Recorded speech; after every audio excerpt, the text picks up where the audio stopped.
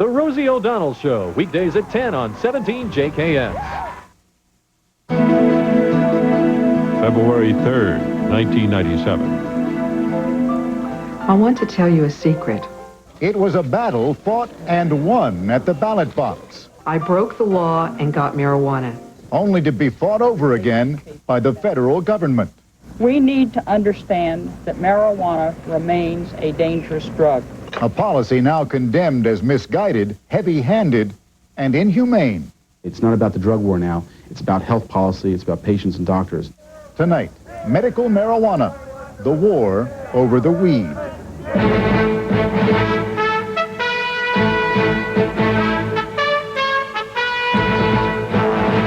This is ABC News Nightline. Substituting for Ted Koppel and reporting from Washington, Forrest Sawyer. It was one thing when the proponents of legalizing marijuana were simply in favor of pharmaceutical recreation. But when physicians, voters, legislatures, and influential citizens band together to support the medicinal use of marijuana, that's something else entirely. Enough of something else to put an old debate into sharp new focus. Used properly, can marijuana actually help people who are suffering? Or are the effects too little understood to risk taking society toward increased drug abuse? The battle lines are already being drawn. Voters in Arizona and California have approved doctor-recommended pot. The Massachusetts legislature has quietly done the same thing. The prestigious New England Journal of Medicine has just given its seal of approval, and a group of San Francisco physicians has taken the fight to the courts. So far, the federal government's response, recommending further study and threatening users with prosecution, has satisfied no one. Tonight, while the opening salvos are still being fired, a look at what's at stake. First, ABC's Ken Kashiwahara. Wayne Justman uses marijuana to relieve symptoms of AIDS. When I'm smoking it, it's just increased my appetite level, okay? And then also, too, it will reduce the level of anxiety that I may have. Leslie Thomas says it helps her multiple sclerosis. It just keeps my nerves just settled just enough to keep me from jumping, my arms flopping and my legs flopping all over the place. Martina Valdez finds pot makes her battle with leukemia bearable. It eases my suffering, my nausea. It takes my nausea away. I'm able to eat now, so I feel happy about that. It is the kind of compelling testimony that led California and Arizona voters to just say yes last November. Yes to ballot initiatives legalizing the use of marijuana to relieve pain and suffering. I've been a nurse for over 40 years, but when my husband, JJ, was dying of cancer, I felt helpless. The nausea from his chemotherapy was so awful, it broke my heart. So I broke the law and got him marijuana. The new laws have created a boom in what used to be underground marijuana buyers clubs. There you go, hon. Have a good day. Now operating above ground, serving customers who no longer have to look over their shoulders. It means that I'm no longer a criminal for smoking marijuana and taking care of myself.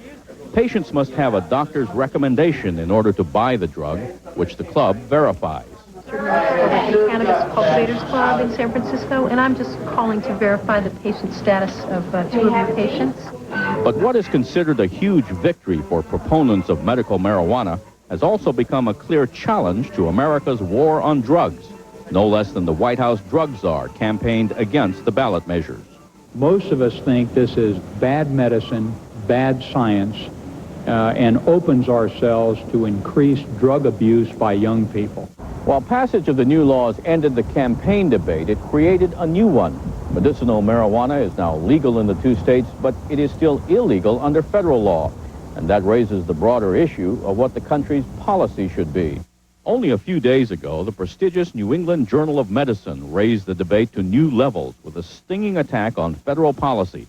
In an editorial, Dr. Jerome Cassirer calls the federal prohibition misguided, heavy-handed, and inhumane. Federal authorities, he writes, should rescind their prohibition of the medicinal use of marijuana for seriously ill patients and allow physicians to decide which patients to treat. The federal government has threatened to punish doctors who recommend marijuana to their patients, strongly suggesting that prescription writing licenses might be taken away, that physicians might even be prosecuted. Dr. Lawrence White is former president of the California Medical Association. Doctors shouldn't get into trouble for prescribing it. And I think the government ought to take a couple of hits on it themselves and calm down about the notion that this is not going to destroy the moral fiber of our youth if I prescribe it to an 80-year-old nun with metastatic colon cancer. It just isn't going to happen. The White House, supported by the American Medical Association, has proposed a $1 million 18-month study to determine whether marijuana is medically effective. There is an open door to any substance that claims it's a medicine, but it has to pass medical scientific evaluation. It's a delaying tactic. It's unnecessary. Kevin Zeese, head of a group that advocates liberalization of marijuana laws, says the study is unnecessary because the research has already been done. We released a report that reviewed 79 studies and reports in peer-reviewed medical journals, all since 1970, all modern research that demonstrate marijuana's safety and effectiveness. These are studies that include double-blind, placebo-controlled, random research studies. They include various objective measurements, how much nausea, how much vomiting, how much appetite increase, how much weight increase, how much muscle spasms are reduced. But because the New England Journal of Medicine is so influential, opponents of medical marijuana have fears beyond the current debate. We're sending, once again, a message that glamorizes the use of marijuana, and that is not acceptable in trying to help our children make more positive decisions. The concern is for teenagers who have tripled their use of marijuana over the last 5 years. And under the new California law, there is no age restriction for using medicinal marijuana. Doctors at Phoenix House, a drug treatment program located in several states, say they've seen what pot can do to teenagers. In fact, 40% of the kids now in some of our residential high schools have gotten their lives so messed up using only marijuana that they've had to be taken away from their families, they've had to come out of their schools, and they've had to come into residential treatment. So that for adolescents, marijuana is very serious medicine and very troublesome medicine, and we have to be very careful with it as a society. So the policy debate has been joined. On one side, the country's war on drugs. On the other, thousands of patients demanding compassion for people in pain. This is Ken Kashiwahara for Nightline in San Francisco. When we come back, the man who authored the attack on the federal government's marijuana policy and the White House point person on whether marijuana should be legalized.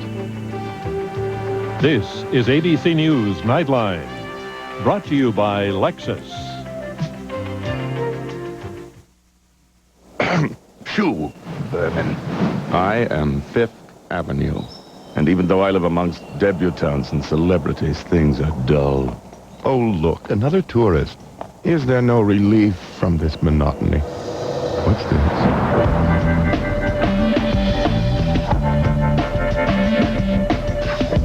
The all-new ES300. The road is calling. Answer it. Ah, something worthy of my asphalt. We look at it forwards. We look at it backwards. We offer a voice where there was none. The New York Times. Every day we reveal a world of perspective that others miss. It's all in how you look at it. The New York Times. Expect the world. Tomorrow, could it be the key to slowing down the aging process is as close as your refrigerator? Find out only on ABC's World News Tonight with Peter Jennings. Boy meets girl. It happens every day on the singles line. Just call our free local number and listen to more than 2,000 single men and women from Jacksonville. We don't use 900 numbers, and we never charge you for the call no matter how long you stay on the line. Call anytime and discover a new way to meet the nicest people in Jacksonville. The Jacksonville Singles Line, 398-3133.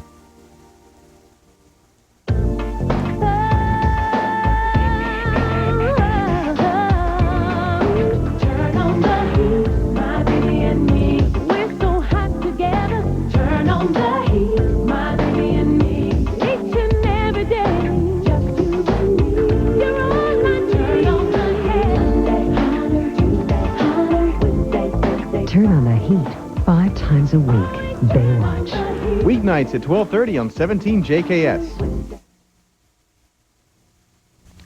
With us from Fort Lauderdale, Florida, Dr. Jerome Cassirer. He is editor-in-chief of the New England Journal of Medicine and wrote last week's editorial entitled Federal Foolishness and Marijuana.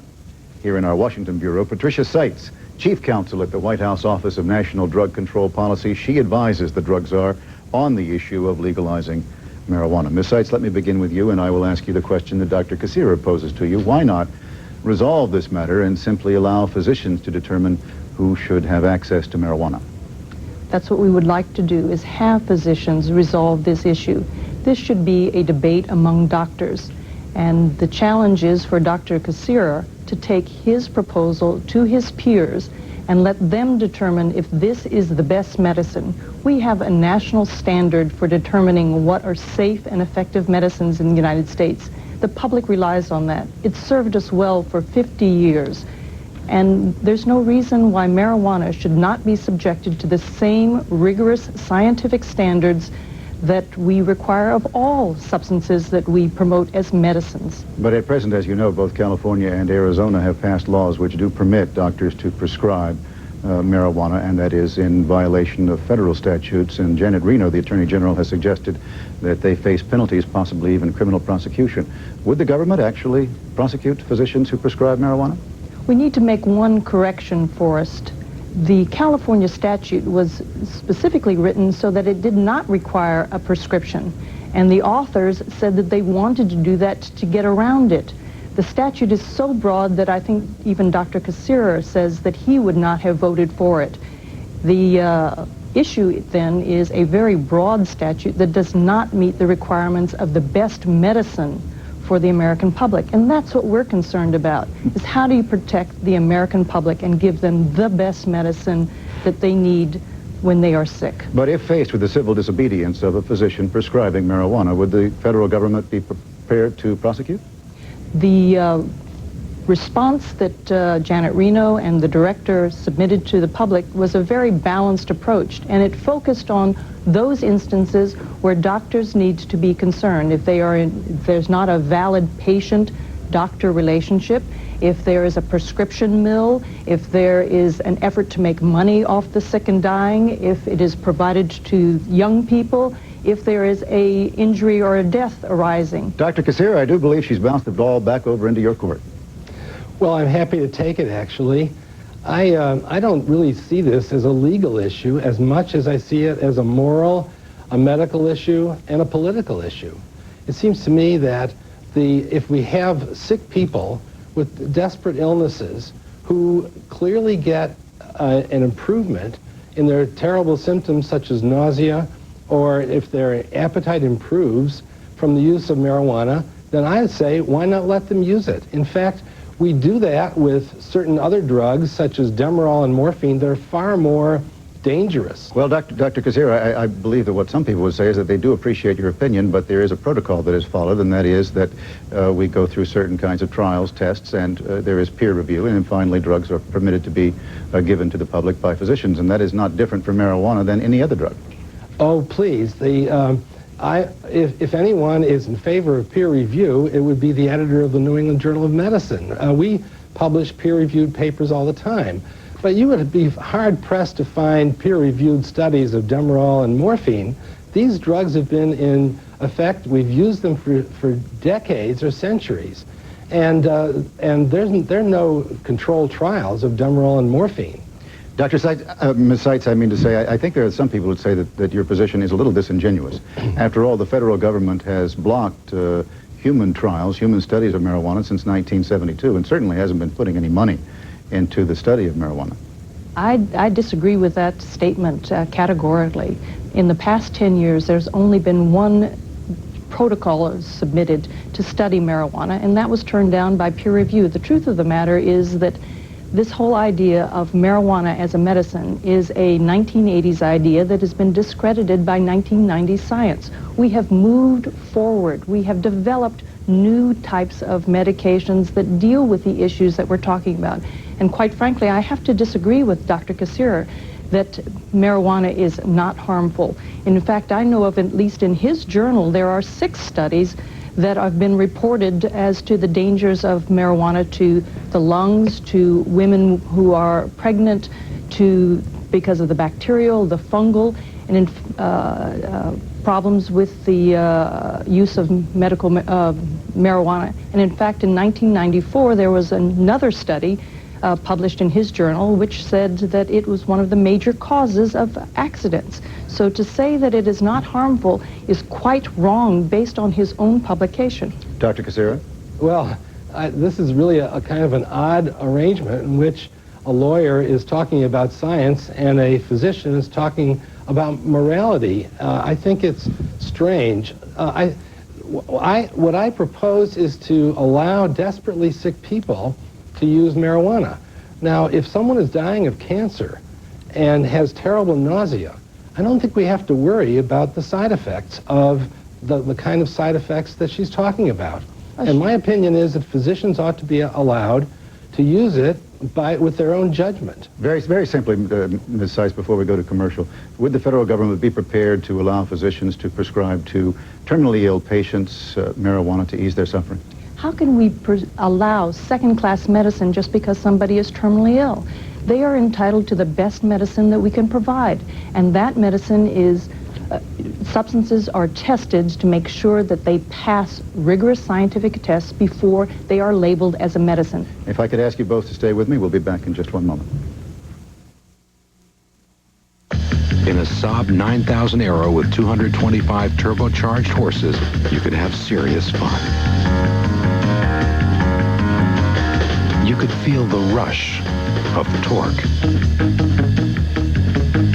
And when Automobile Magazine says you must drive this car, you could admire their keen grasp of the obvious. The Saab 9000 Aero.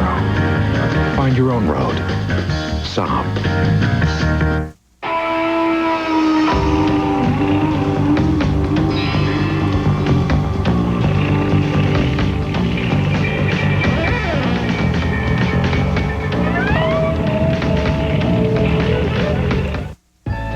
If you're busy, and who isn't these days, you don't have time to fool with brake repairs. So at Midas, we give your brakes a thorough inspection and explain your options. It's the Midas way, a better system for you and your car.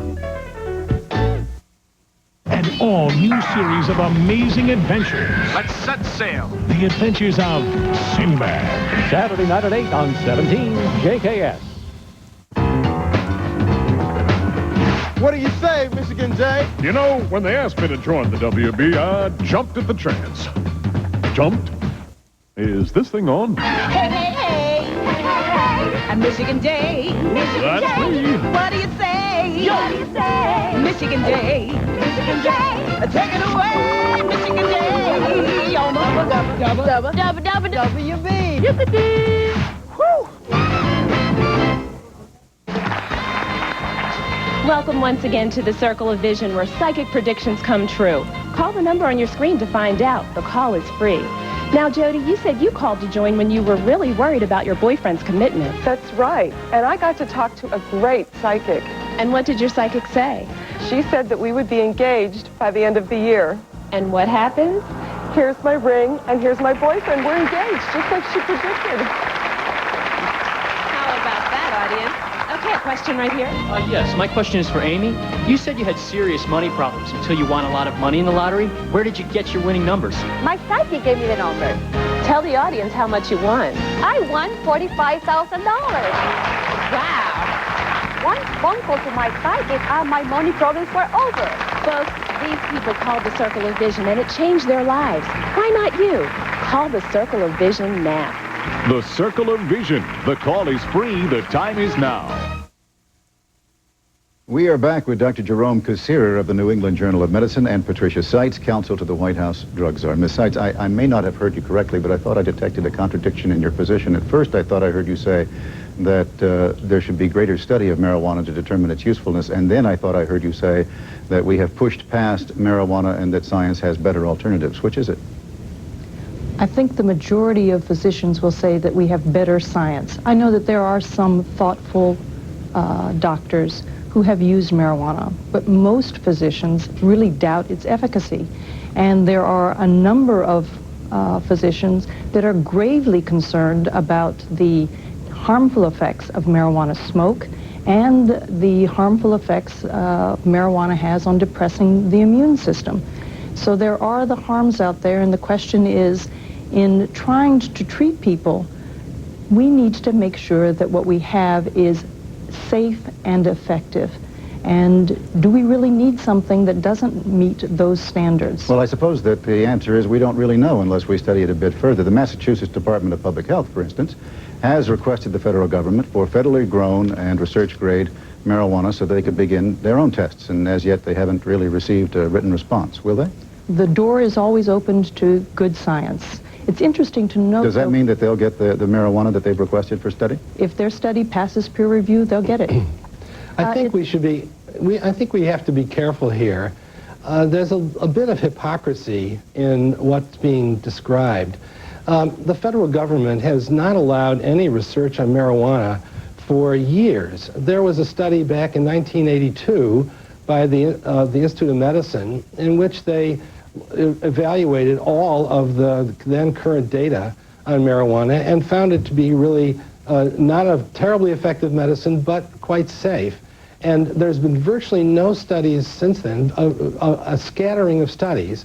Now, what the drug czar has proposed is $1 million, 18-month study of marijuana by the Institute of Medicine, again, despite the fact that there have been very few studies since then. That 18-month study could be done in 18 days. What do you think, Dr. Kassir, is going on here? Do you believe the administration actually is just trying to sweep a political hot potato out the door? I think I described this as a politically correct strategy. I think I described it as reflexive ideology instead of compassion for the sick. I, with due respect, Dr. Kassir, dispute what you are saying. The object here is to make sure that you provide the best medicine. Medicine needs to be based on science, not ideology. And it is interesting that we need to always have an open mind to look at what is new out there. We are interested in peer-based protocols to look at the issue. It's also interesting to note that the Dutch equivalent of our Institute of Medicine just reported out in December that they had reviewed the literature for the past 25 years and had determined that in Holland, marijuana will not be considered a medicine. And well, I have great respect for the Dutch, but on the other hand, what we have to have more respect for are the dying patients, the desperately sick people who say they have benefit from marijuana. What you're saying is that you don't trust them. What you're also saying is that you don't trust doctors. I'm offended by that. Well, doctor, do you remember when Laetrile came out and a number of people said that that was going to be the cure for cancer? And a lot of people believe that, but they had the tests and they found out it was simply a hoax. When people are desperate, it is very easy to take advantage of their desperateness as they look for things, and sometimes they think that it makes them feel better. But that's a bad analogy. No, but that's a very bad analogy, because Laetrile was used for the treatment of cancer, and there are objective ways of determining whether people with cancer get well or not. You can measure their lesions. You can look at their chest x-rays. Forgive me for jumping in. We have only a little bit of time left here. Dr. Kassir, you point out that this is a moral argument. How concerned are you that if you open this door, there are those people who will abuse the opportunity to have access to marijuana, and that it will become more widespread, and that it will indeed be a gateway drug that will lead to only increased drug abuse? I don't believe it. There are we have to trust doctors. The reason that marijuana is becoming more widely used is because it's available on the street, not because doctors prescribe it. But you know, Dr. Kassir, there are certainly a lot of doctors who don't think that this is a very good idea and don't think that it should be allowed by law. So it's a dispute within the medical community as well, isn't it? Absolutely, doctor. Absolutely. I agree with that. And he needs to persuade the American Medical Association, the American Cancer Association. Oh, no, I don't. Yes, you do, no, I doctor. don't. I don't need to persuade the American Medical Association of anything. I think this is a debate that needs to be joined.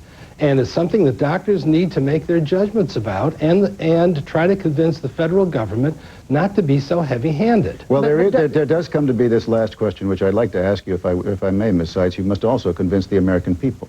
And if there are those people who are willing to lead the fight with civil disobedience, I come back to the question, how far are you willing to take your prohibition? Are you willing to push doctors into prison, and are you willing to arrest those people who say that they are using marijuana for medicinal purposes?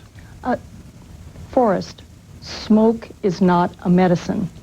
With all we have seen with understanding of tobacco, how a doctor can sit there and say to the American public that smoke is a medicine is quite surprising, especially given all of the scientific evidence that holds otherwise.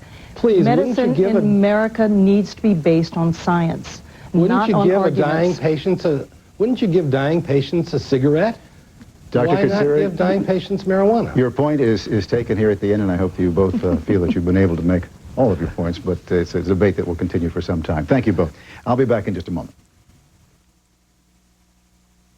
Now, we got a lot of work to do before the next game, but I'm with you. Okay, Dad. All right, over the goal, folks. Oh, good. Spread them apart a little bit like that. I'm open. Dad, you okay? Yeah, fine. Nice tackle, son. The best moments in life sometimes come with a few aches and pains. That's why there's Tylenol. Your little guy's looking pretty good out there. Yeah, well, we've been practicing. Tylenol, the pain reliever doctors, coaches, and dads rely on. Hey, that was a good game, buddy. Here's the thing. Most long-distance plans, very complicated. Oh, yeah. But the AT&T one-rate plan, very simple. How simple? Calls from home are one low rate all the time. How much? It's 15 cents a minute to anybody in America at any time. And this is AT&T? That's right. One rate all the time? Exactly. Is there any time when this is not the rate? There is no time when this is not the rate. I don't get it. Am I just being unclear? No restrictions, no games. The AT&T one-rate plan.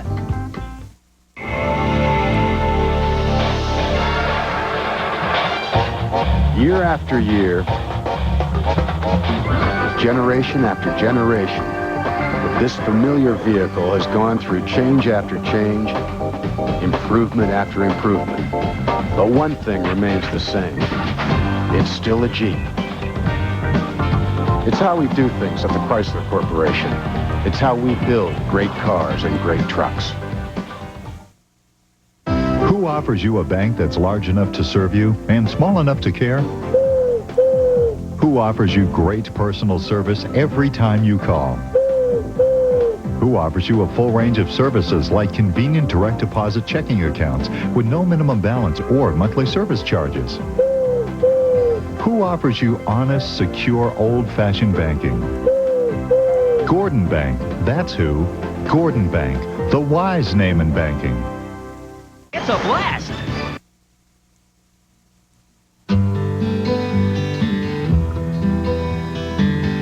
Where have all the children gone? Long time passing. Where have all the children gone? Long time ago. Where have all the children gone? Gone to graveyards one by one. Oh, when... Tomorrow on Good Morning America, the latest on the O.J. Simpson civil trial and a preview of the President's State of the Union address from ABC News consultant George Stephanopoulos. But that is our report for tonight. I'm Forrest Sawyer in Washington. For all of us here at ABC News, good night.